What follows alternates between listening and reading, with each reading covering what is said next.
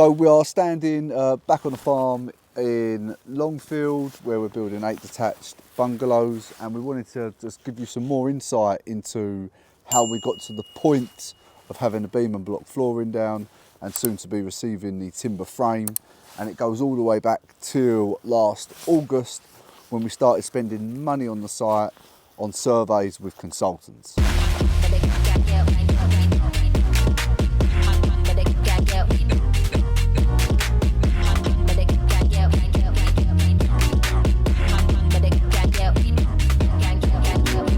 First step, or the first point of when you start spending money on a site, is for your soil test. The reason you undertake a soil test is to understand what soil you are going to be building on. Why is that important? It's important for two main reasons. If you are building on, for instance, chalk, or whether you're building on a ground where you need to pile, it will massively affect how much money you need to spend in the ground, and you need to be allowing for that within your appraisal. Number two is your drainage. Again, the soil report will tell you what soil is beneath the ground. What's beneath the ground will dictate to you on what drainage system you need to put in. If the soil doesn't pass a percolation test, which is essentially how permeable the soil is, that means that then all of the rainwater that is collected within the gutters will have to be brought to one attenuation tank and then a flow control into the main rainwater infrastructure within the ground, well, within the road, owned by the utility companies or the council.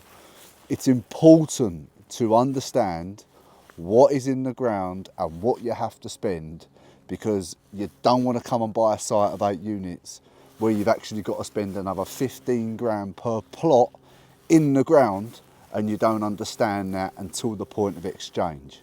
So before you exchange on contracts, instruct solicitors, start spending money with anything to do with planning.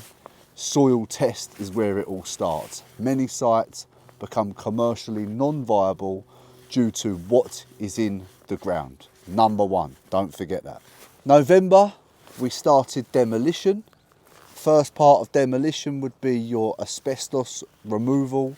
So before we exchanged, there were asbestos surveys carried out, so we understand what we're getting into in additional costs via an asbestos report. The asbestos report come back. There was some asbestos on the roof of the old commercial buildings, which is pretty anticipated. So demolition started, asbestos removals came in. Demolition continued until the back end of December, just before the Christmas break. So approximately 6 to 8 weeks, unpicking buildings, levelling the site. All of the existing hard standing from the demo was retained, put in one heap to the side of the site, and then a concrete crusher turned up. You feed the existing slabs into the concrete crusher. It makes light work of it, and what you'll end up with is a load of type 1, which is then spread across the site so the site doesn't turn into a bog over those winter months.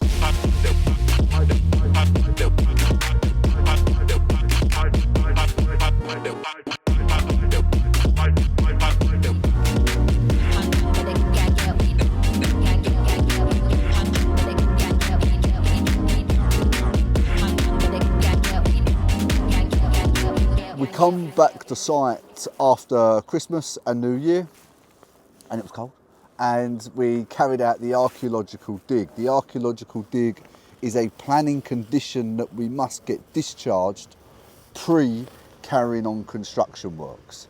So what is an archaeological dig? On a site like what you can see, they will dig 6 to 8 various trenches in different directions to assess whether there's anything of historical importance or interest below the ground.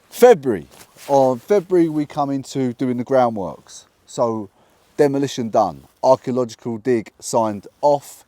We're now in the ground, pulling the trenches and laying the foundations. we had the foundations going in, we had the underground drainage going in, we had the beam and block flooring going in. As you can see, all of the beam and block flooring is now in. One of the main things on this site that we had to be super mindful of were the varying levels. So from the front of the site to the back, it's raised up about 58 feet. So that's quite a high gradient as you're coming in, spread over nearly 400 metres back down to the main road gate. So finding the levels on the site, trying to ensure that every garden has got a beautiful view from the rear of their properties. So some of the boundaries, we need to take the trees down slightly or get some of them removed in areas. So maximising views, getting your levels, finishing your groundworks was February.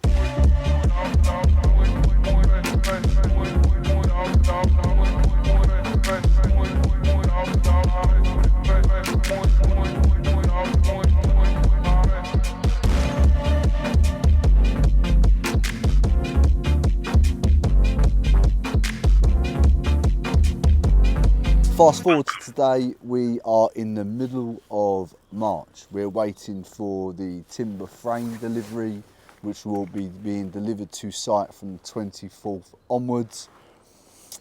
Plots going in on a sequential basis, working from plot 8 back round to plot 1, as those are the most advanced plots.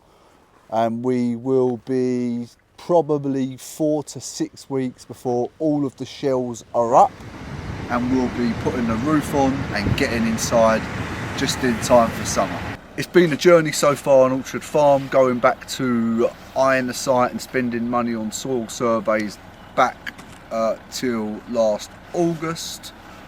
Presently 3 months into construction with another 6 months to go, and we'll be out of this site 100% complete. So stay tuned and we'll show you some more stuff, the rough and the smooth, and yeah, that's about that.